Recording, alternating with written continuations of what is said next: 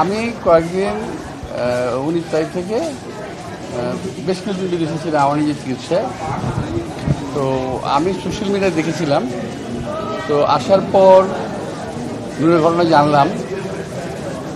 তো এখন আমি যেটা দেখলাম, বাস্তবিক ওর উপর যে আক্রমণটা হয়েছে, এটা আমার মনে হলো আক্রমণটা খুবই উদ্দেশ্যমূলক। এটা আমার কাছে মনে হচ্ছে না যে এটা একটা মারামারির মধ্যে কিংবা পিটাপিটির মধ্যে ঘটনা ঘটে গেছে। আমরা তো জীবনে এই ধরনের বহু ঘটনা ফেস করেছি, তো আমরা কিন্তু এই ধরনের একটা অমানবিক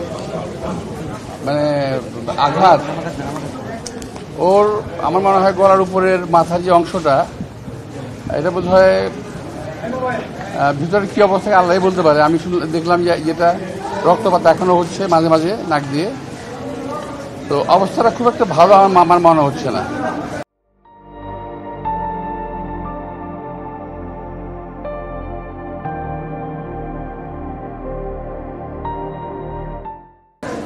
তো আমি আশা করব যে এই ঘটনা একটা সুষ্ঠু তদন্ত হওয়া উচিত, এবং যদি উদ্দেশ্যমূলক হয়ে থাকে, কি উদ্দেশ্যে তা কারা কেন করলো সেটা বের করা দরকার, এবং তার একটা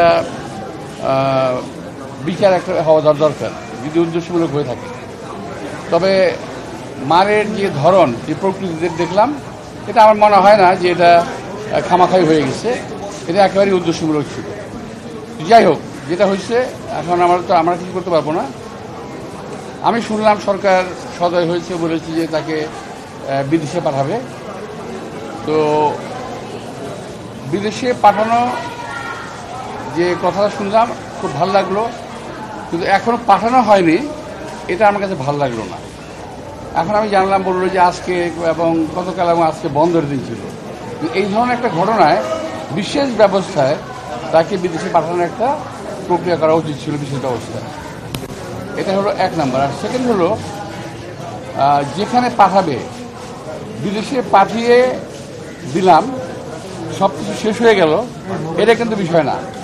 আমার বিষয় হলো ওর কোথায় ইঞ্জুরি হয়েছে, আমাদের দেশের ডাক্তাররা এটাকে বের করতে পেরেছে ওই ইঞ্জুরিগুলো কোথায় কোথায় হয়েছে।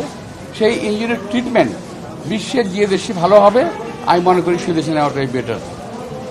ইতিপূর্বে আমাদের এক সময়ে রাশেদ খান মেনন, আসম আব্দুর রব, তাদেরকে বিদেশে পাঠানো হয়েছিল প্রক্রিয়া অনুযায়ী, এবং বের করা হয়েছিল কোন জায়গায় আঘাতপ্রাপ্ত এবং কোথায় ট্রিটমেন্ট ভালো হবে। বিদেশে পাঠিয়ে দিলাম কোথাও এক জায়গায়, তাহলে কিন্তু হবে না। যদি উদ্দেশ্য থাকে ভালো করার, তাহলে যেখানে ট্রিটমেন্ট করলে ভালো হবে সেখানে তাকে ট্রিটমেন্ট করতে দেওয়া উচিত। বিশ্বের অনেক ভালো ভালো জায়গা আছে। আমি যেটা আমার সাধারণ জ্ঞান, এই বয়স পর্যন্ত যেটা দেখেছি, আমি এই বয়সে এই ট্রিটমেন্টটা খুব প্রপারলি হবে যদি পশ্চাত্যের কোনো দেশে করা হয়।